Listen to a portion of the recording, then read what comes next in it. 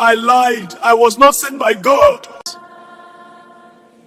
In a quiet town called Kurunmi, where the red earth stained bare feet and evenings smelled of wood smoke and peace, people live simple lives. They believe deeply in God and just as deeply in tradition. At the edge of the town stood an old forest. Inside that forest was a forgotten shrine called Igboase. The elders warned everyone, power sleeps there, and power always collects its price.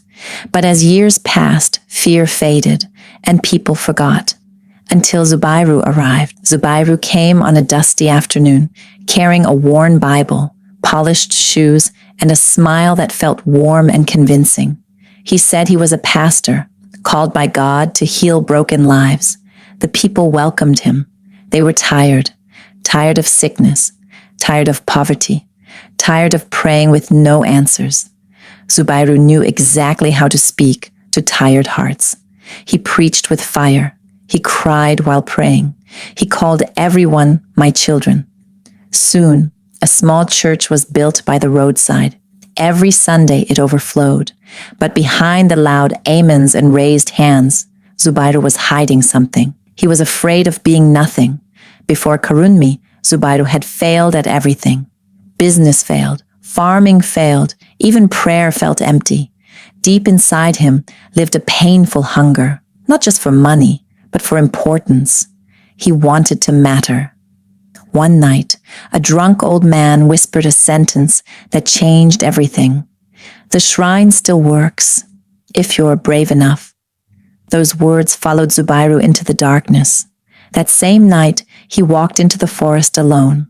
The trees were quiet, too quiet. The air felt heavy, as if something was watching. At the shrine, Zubairu knelt, not to God, but to power. I don't want to suffer again, he whispered. Give me power. I'll do anything. The wind rose, leaves trembled, and something unseen entered him. When Zubairu left the forest, he was no longer the same man. From that week, miracles began. A woman claimed her pain disappeared. A sick child stood up. A poor trader found sudden money. The church exploded with people. Offerings increased. Respect followed him. Fear mixed with admiration. They called him Man of God.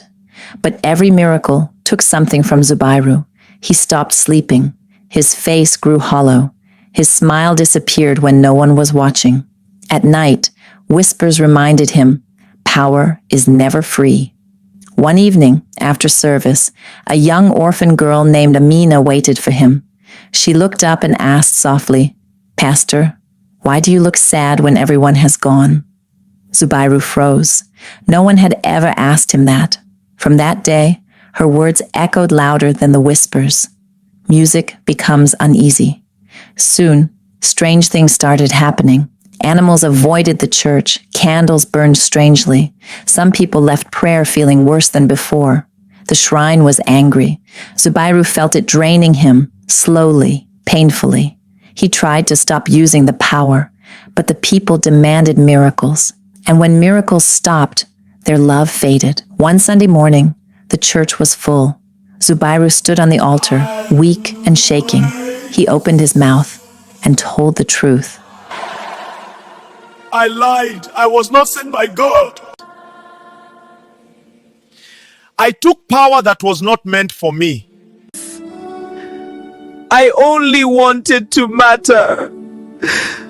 The wind rushed through the church, lights flickered, and then silence. Music fades to sad tone. Zubairu did not die, but he lost everything. The church closed. The crowd disappeared. His voice never returned the same. He spent his days sitting near the forest, watching the path that once gave him power and took his soul. Only Amina visited him. One evening, she brought him water. Do you regret it? She asked. Zubairu looked at the trees and whispered, I regret not believing I was enough without power. The forest said nothing, and Kurunmi learned a painful lesson. Not every miracle comes from heaven, and not everyone who seeks power is ready to pay its price.